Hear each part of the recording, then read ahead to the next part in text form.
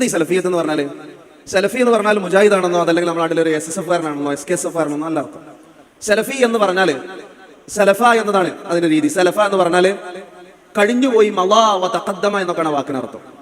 അപ്പൊ സലഫിയത്ത് എന്ന് പറഞ്ഞാൽ മുൻകഴിഞ്ഞു പോയ ആളുകളെ സ്വീകരിക്കുന്നവരെന്നാണ്. ആരാണ് ഈ മുൻകഴിഞ്ഞു പോയ ആളുകൾ? നമ്മുടെ മുമ്പ് ജീവിച്ച അനേകം സമുദായങ്ങളുണ്ട്, ഇവരൊക്കെ സലഫിയത്തിന്റെ പരിധിയിൽ വരില്ല. സലഫിയത്ത് ആരാണെന്ന് ചോദിച്ചാൽ വിശുദ്ധ ഖുർആൻ അത് വളരെ കൃത്യമായി പറഞ്ഞിട്ടുണ്ട്. والسابقون الأولون من المهاجرين والأنصار والذين اتبعوهم بإحسان رضي الله عنهم ورضوا عنه. എത്ര സുന്ദരം നോക്കി. والسابقون الأولون മുൻകടന്നു പോയ ആളുകൾ, من المهاجرين والأنصار, الصحابة മുഹാജിറുകൾ അൻസാറുകൾ, والذين اتبعوهم അവരെ പിൻപറ്റി വന്ന പിൽക്കാലത്ത് വന്ന സ്വഹാബത്തിന് ശേഷം ജീവിച്ച ആളുകൾ. അല്ലാഹുവിന്റെ റസൂൽ സല്ലല്ലാഹു അലൈഹി വസല്ലം പറയുണ്ടായി, ഖൈറുൻ നാസി ഖർനി ثم الذين يلونهم ثم الذين يلونهم. സമൂഹങ്ങളിൽ ഏറ്റവും ഉത്തമർ എന്റെ കൂടെ ജീവിച്ചവരാണ്, പിന്നീട് അവർക്ക് ശേഷമുള്ളവർ. നോക്കി, സ്വഹാബ പ്രവാചകനെ കണ്ട് പ്രവാചകന്റെ കൂടെ മുസ്ലിമായി ജീവിക്കുകയും മുസ്ലിമായി മരിക്കുകയും ചെയ്തവർ. രണ്ടാമത് അവർ സ്വഹാബത്തിനെ നേരിട്ട് കണ്ടവരാണ്, മുസ്ലിമായി സ്വഹാബത്തിനോടൊപ്പം സഹവസിച്ചവരാണ്, മുസ്ലിമായി മരിച്ചവരാണ്. മൂന്നാമത് ഈ സ്വഹാബത്തിനെ നേരിട്ട് കാണുകയും അവരോടൊപ്പം സഹവസിക്കുകയും ചെയ്തവരോട് സഹവസം പുലർത്തിയ ആളുകൾ, അവരെ പിൻപറ്റിയ ആളുകൾ. ഈ 3 ജനറേഷനാണ് അസ്സലഫിയ എന്നതുകൊണ്ട് നമ്മൾ വിവക്ഷിക്കുന്നത്. അവരെ പിൻപറ്റുക എന്നുള്ളതാണ് അള്ളാഹുവിന്റെ റസൂൽ സല്ലല്ലാഹു അലൈഹി വസല്ലമ നമുക്ക് പഠിപ്പിച്ചു തന്ന കാര്യം. അള്ളാഹുവിന്റെ പ്രവാചകൻ എന്താണോ ചെയ്തത്, അല്ലെ, നമ്മൾ സാധാരണ പറയും ഫഹ്മു സലഫ്, സലഫുകൾ മനസ്സിലാക്കിയ രൂപത്തിൽ, സലഫികൾ അതെങ്ങനെയാണ് തിരിച്ചറിഞ്ഞത് എന്നുള്ള രൂപത്തിൽ എന്നാണ് അതുകൊണ്ട് ഉദ്ദേശിച്ചത്. റസൂലുള്ളാഹി സ്വല്ലല്ലാഹു അലൈഹി വസല്ലം ഈ ഹദീസ് ഇവിടെ ഉദ്ധരിക്കപ്പെട്ട തുടക്കത്തിൽ വിഷയാവതരണത്തിൽ ഇർബാദ് ഇബ്നു സാരിയ റളിയല്ലാഹു അൻഹു ഉദ്ധരിക്കുന്ന ഹദീസാണ്. ഫഇന്നഹു മൻ യഇശ് മിൻകും ബഅദി ഫസയറ ഇഖ്തിലാഫൻ കസീറ. എനിക്ക് ശേഷം ജീവിക്കുന്നവർ ഒരുപാട് അഭിപ്രായ വ്യത്യാസങ്ങൾ കാണും. സുന്നി, മുജാഹിദ്, ജമാഅത്ത്, SSF, SKSF, സലഫി വിഭാഗങ്ങൾ തന്നെ വേറെ അവാന്തര വിഭാഗങ്ങൾ, ഏത് സ്വീകരിക്കണം?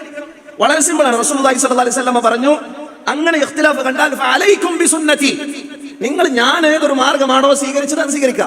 വസുന്നതി അൽ ഖുലഫാഇർ റാഷിദീൻ അൽ മഹ്ദിയീൻ, സച്ചരിതരായ ഖുലഫാഉർ റാഷിദുകൾ ആരാണ്? സ്വഹാബ, താബിഈങ്ങൾ, അവരെ പിൻപറ്റിയവർ, അവരെ നിങ്ങൾ പിന്തുടരുക. എന്നിട്ട് റസൂലുള്ളാഹി സ്വല്ലല്ലാഹു അലൈഹി വസല്ലം പറഞ്ഞു, തമസ്സകൂ ബിഹാ, നിങ്ങൾ മുറുകെ പിടിക്കുക. വഅദു അലൈഹാ ബിന്നവാജിദ്, നിങ്ങൾ അണപ്പല്ല് കൊണ്ട് അവരുടെ ആശയത്തെ കടിച്ചു പിടിച്ചോളൂ.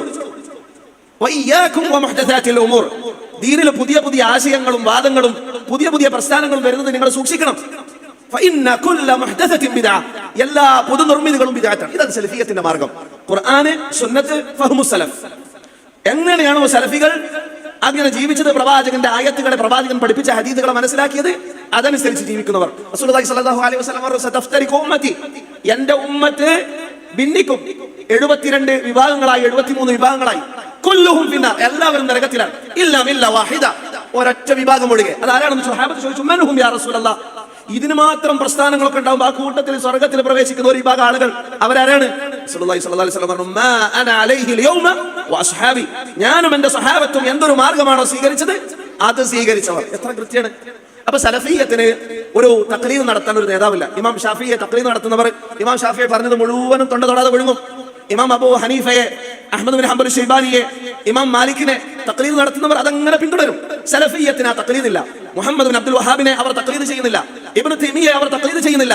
അവർ പറഞ്ഞ ആശയങ്ങൾ ഇദാ വഫഖൽ കിതാബ വസുന്ന, ഖുർആനിനോടും ഹദീസിനോടും യോജിച്ചതാണോ സ്വീകരിക്കും, അതല്ലെങ്കിൽ തള്ളിക്കളയും.